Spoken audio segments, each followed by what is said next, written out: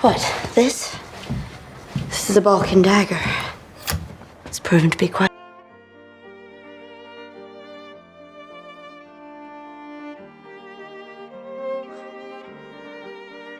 Hello, welcome back. At today's adventure, we're going to dive into the realm of outer garments, namely Miss Sara Howard's blouse. It's the series called Alienist, and this blouse just caught my eye. She is wearing numerous styles during these 2 seasons we already have out, and I decided to recreate one, of course, with my personal twist.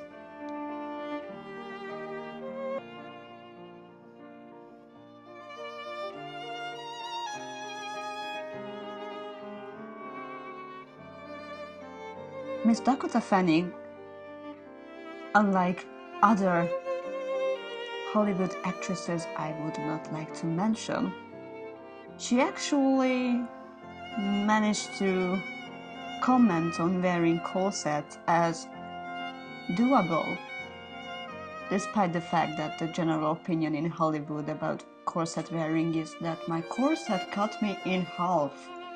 Well, of course, at the beginning she mentioned that at her first fitting she fainted, but then the next comment was that I can get used to it, and we can observe during these 2 seasons that she is wearing corsets and she's wearing period accurate underwear too. Kudos for Miss Dakota Fanning. For this particular project, we're going to use the basic pattern which we created at our first journey. One by one, the size is fitting to me. The blouse is going to be me, not for Betty, my assistant, at this point. She already has the prototype, she is happy with that. But this blouse goes for me. The fabric is cotton voile.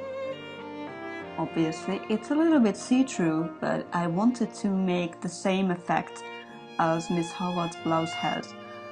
However, I changed a little bit of a style, and obviously I made my collar way different because I wanted to have some stiffness in it.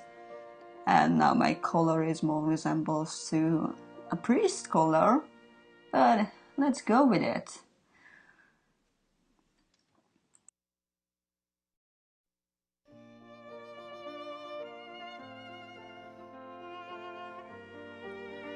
As for technicalities, on our original pattern there was no indication of side seams, but at this point I decided to put a side seam in it just for the sake of easier fitting of the sleeves. Of course, we all have sleeveless shoes.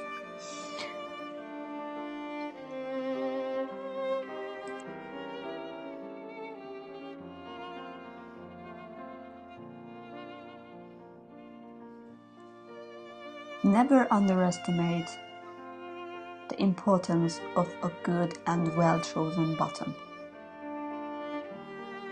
It's very important to choose your buttons carefully. It could help you with your design very great extent.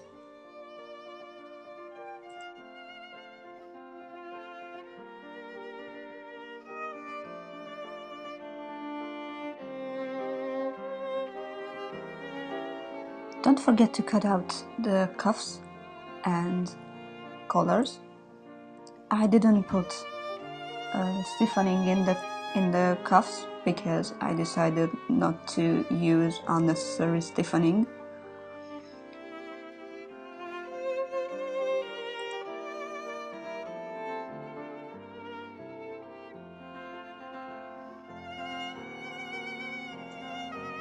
The assembling is always the same.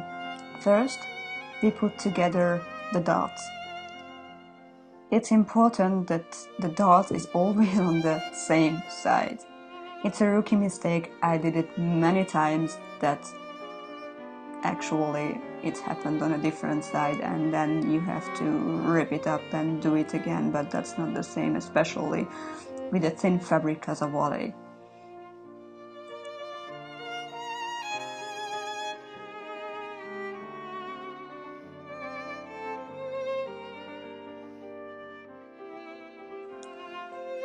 The next was pleating the neckline. It's not necessary.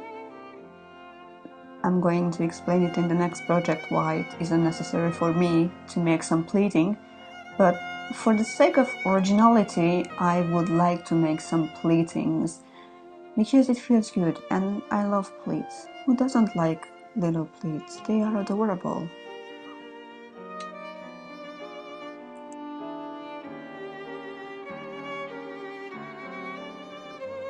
Next, we worked on the sleeves. First, I gathered the sleeve heads. The next step is to put the cuffs on the sleeves. The sleeves are a bit gathered around the hands, so I made some gatherings there too. And originally I decided to put one button on the cuffs. Later I'm going to put two, but first let's go with one.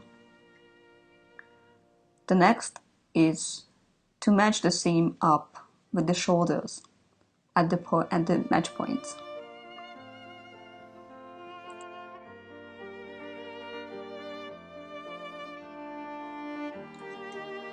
After successfully matching up the sleeves with the shoulders, the last one is to put together the side seams and the back seams. Both the sleeve and the back seam has facings. Of course, the last step is to put the collar in it, inside and outside. Nice even stitching, but I made with mashing at this point, just for the sake of quickness.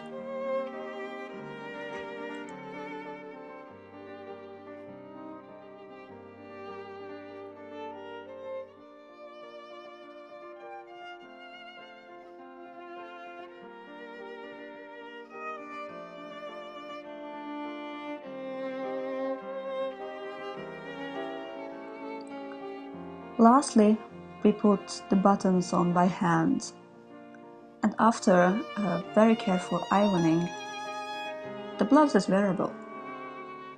This project took us 2 hours, while the pattern took us approximately 20 minutes altogether. So this is a wonderful project if you have a day off and you are craving some adventures in sewing.